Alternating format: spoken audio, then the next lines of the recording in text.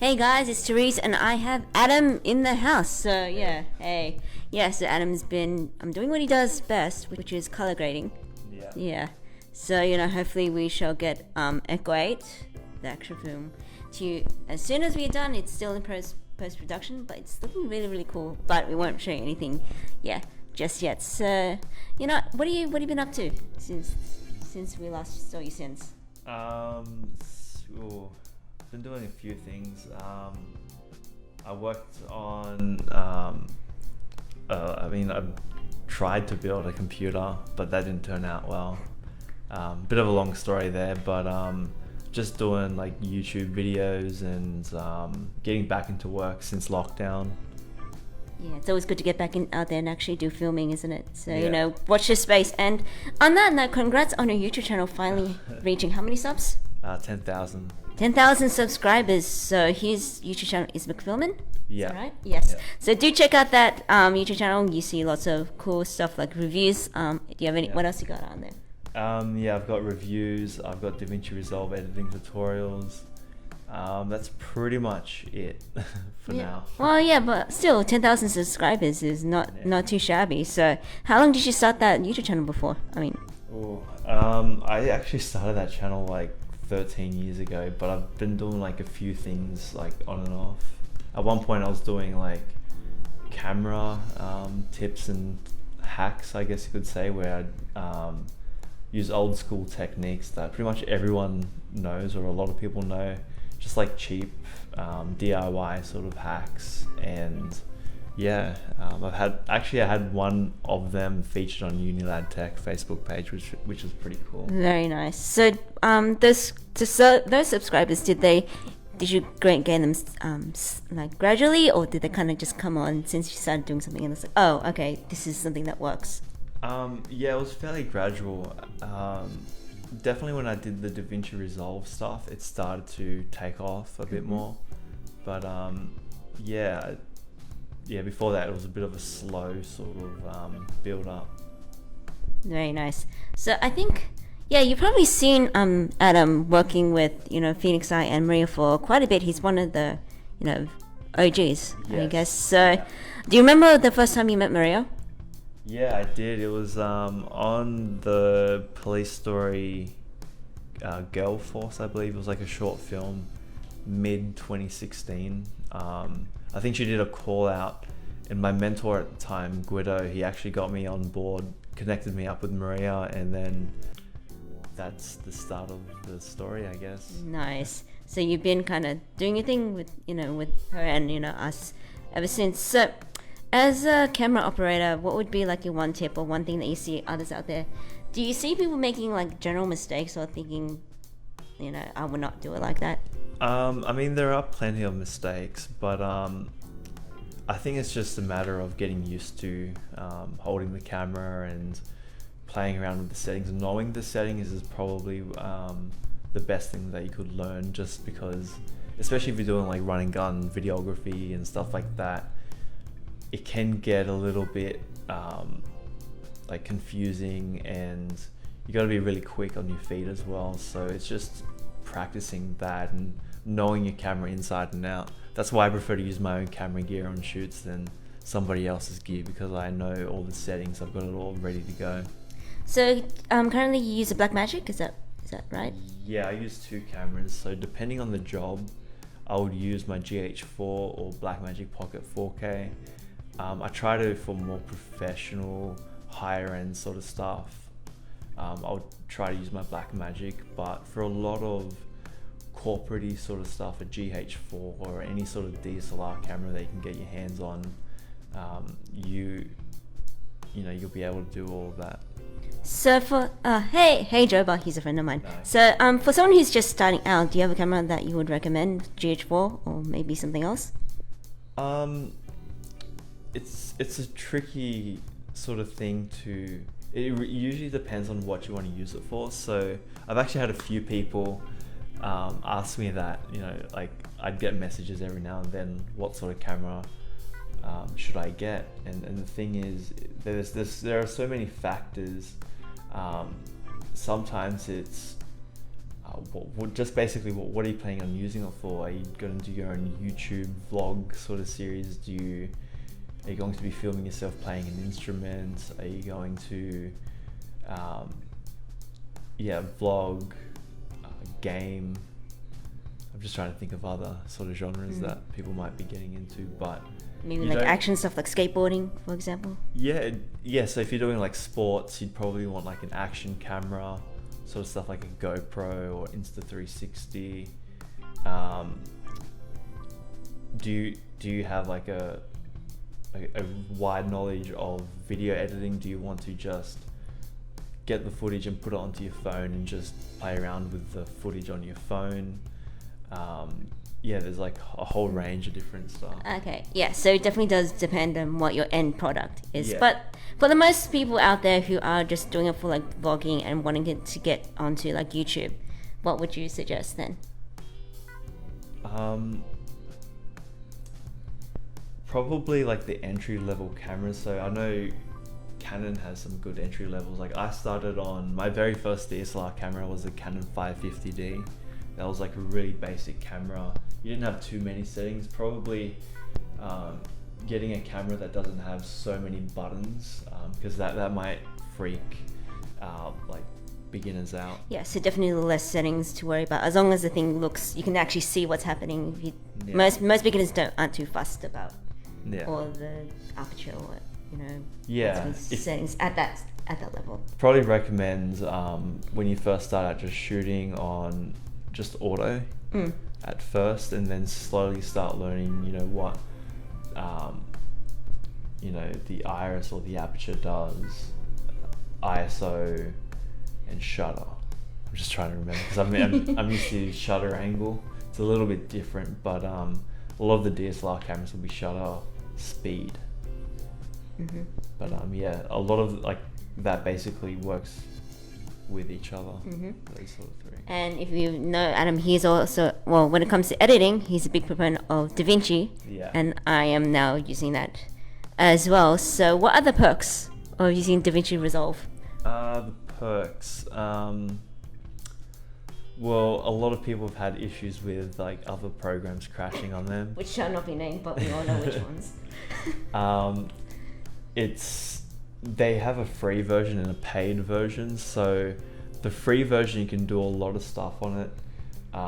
You can do your normal sort of editing. You can put in you can do graphics and visual effects in there. You can get a lot of that stuff for free. So with Davinci Resolve, you've got a bit of everything. You've got your editing page, you've got your visual effects and motion graphics, color grading, of course, because that's what Davinci is known for. And so there isn't too many differences with the paid versus free. The only difference really for the paid one, you can edit 8K timelines, because like with the free version you can still do 4K, which is plenty. And then you just have a few premium effects that you won't, like noise reduction, you won't be able to get in the free version, and a few of like the creative effects, like what is it? I'm just trying to remember at the top of my head. It's film grain is like definitely one of those you won't be able to use in the free version, but most of the time you're not going to use it. That's just if you're trying to replicate a film look or all that sort of stuff. You also get a whole bunch of LUTs in the free version as well. So I've heard this word a lot. So what exactly is a LUT? Is it LUT? Is that short for something? Lookup table. It's short for lookup table. Okay. So what that is it's basically, it's almost like a plugin where you can just drag and drop onto your footage, and that gives your footage like a certain color, a look.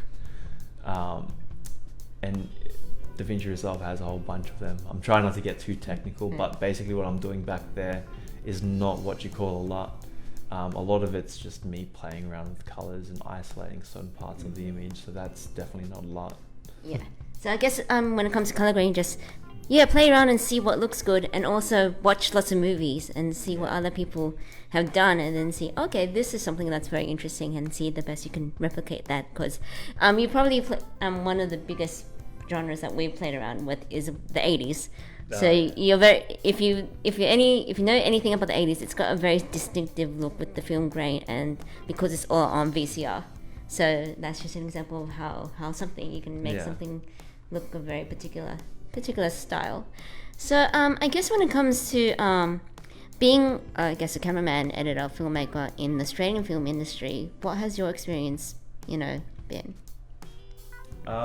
If you want to get in the creative stuff, it's trickier, but it's easier than wanting to do acting in Australia, because with wanting to be like a camera operator, cinematographer, it's more technical, and that has more value in the Australian industry than just creative, because a lot of people just want to pursue the creative side of things. So definitely if you can get into a technical role, you've got more value on productions and all of that sort of stuff. And yeah, it's definitely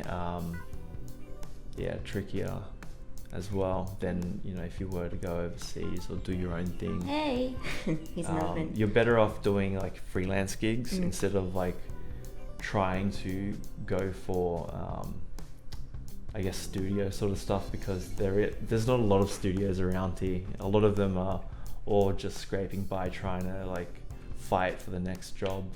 And so there's a lot more roles behind the camera than in front, at least in Australia for now. Fingers crossed it will change, but it's just how it is. You would say you don't need to pay to go to like a film school or anything? What would you need, like, in your opinion? Yeah, you could go the film school route if you want to. I started off just doing it was just experience sort of stuff. So you do a lot of things for free, and I still do some free stuff here and there. But definitely get your foot in the door by doing free stuff, working, get experience.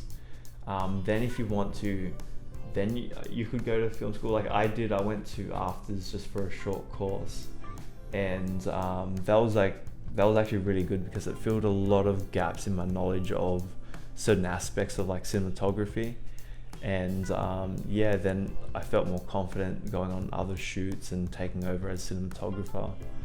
And so it's kind of a different journey for different people. So for me, I'm mainly self-taught with like a little bit of help from film school, doing like short courses and stuff like that. But if you're a complete newbie and you want to go into it and you want to take it seriously, then maybe film school is the best option for you. Yes. And I guess another question is, a lot of people talk about volunteering, doing internships, unpaid stuff, and I did the same thing, because I remember back a few years ago I did an editing internship for production companies. There's quite a few in the city if you look hard enough, but I found that making the transition to doing volunteering and asking people to paid work very intimidating. And I don't know whether or not you felt the same way when you first started. Yeah, I think that's still a bit of a struggle for me when it comes to money for jobs, because you feel like maybe you're not quite professional. Like I have times where I don't feel like I'm professional yet, and I'm like, do I want to be charging a lot of money? But then I've come across some good articles where it's just like you got to know your worth. So maybe if you are starting out, maybe a lower fee, more like a stipend sort of thing, to just cover like travel expenses sort of thing. That's probably something you'd want to charge. But then once you get to a level where I'm at and you've got your own equipment, you've got your own car, bills and all that sort of stuff, then you can increase your costs a bit more. Yeah, so it's always good to doing the research and getting yourself knowing about that, and what you can get as part of a tax refund. Is because most of us are sole traders, and if you're taking this, doing this industry, I would highly recommend going that route, because it will save you money if you can do it right. And that's also doing the research and knowing what is tax deductible and what is part of your work. And I think it's all a mindset thing. So I know it, because a lot of us are creative, we think of us as creative, it is hard to switch it to the mindset this is like monetary valued stuff that we are doing. But It is. It's especially when you do stuff for bigger, larger organizations, which is what you've done. You know. I've got a few tiers for pricing when it comes to that. So like my lower fees are for like independent artists and stuff like that, and then it slowly increases. So maybe the next tier is like not-for-profit organizations, then small businesses, then larger businesses, corporations, and then top tier is like government sort of stuff. The government will always have money. Oh yeah. So I guess value your work, and by doing that, I think people will take the whole industry seriously too, and as something that we can actually make a financially secure, sustainable, something that's financially sustainable, which I think it can be, but it has to be all person in, I think. So yeah, definitely. Yeah. So if you compare it to like other countries like the United States, they have like unions and all that stuff. Possibly we have it here too, but it's definitely not as galvanized because our industry is just much smaller, which has its advantages too. But I think there is a union, but most of the time, if you're a part of a union, it's a bit difficult to get work because, you might get some work, but a lot of them, I don't know, it's a bit weird. Yeah. So I guess just ask around, and I think that's something that I learned, when I was starting out, is to network is practically everything to get work and to actually get to know the right people at the end of the day, or they find you, but often is the case you're the one that has to put in the effort to actually go around. And I think social media and Facebook has made that, for example, a lot easier because there's all these Facebook groups, even those that are geared for people that are living in Australia and Sydney, which is where we're doing, and Western Sydney too. So we are out there, and I think we just all made a little bit more noise than what we're also doing, because sometimes it is intimidating for artists to actually do that and talk about our work, and especially if we're as someone who's an editor or producer, or someone who does editing as well, but as a camera operator, we're not so always in front of the camera telling people what we're doing, which I like to think we should change, if only by a little bit, just to get more people more knowledgeable about the fact that we actually do stuff. I think so. And I guess there's always these groups, these film festivals as well. So I'll take the chance now to speak the Made in the West festival. So if you guys see this, hi. hi guys. It's a small industry, people know each other very easily. So that is airing in December. I think it's on the 10th. Check that date in the Facebook page. It was either the 4th or the 10th. I think they're doing a two things. So one, there will be a live event because everything, they're going to be screening the short films which got selected in the event cinemas, but they're also going to be live streaming it afterwards. So I think they're doing it, which is convenient because it means more people can actually access it. So I guess hopefully we'll be seeing more stuff on your YouTube channel. Once again, that is McPhilbin with the F. So we'll see more things. He's obviously on other places like Instagram, Facebook, TikTok. Just look him up. He's got hopefully you've got like a reel or something. Just you'll be able to see his work around if you search his name. So Adam McPhilbin. So you see him editing, color grading, and doing all sorts of cinematography stuff. And with Australia now out of ease lockdown, we're probably slowly getting back into it. So it's good to talk to you, and Thank you. So hopefully we'll see more of our stuff, and mine too, because we're always creative. So until next time, guys, thanks for joining. We'll see you. See ya.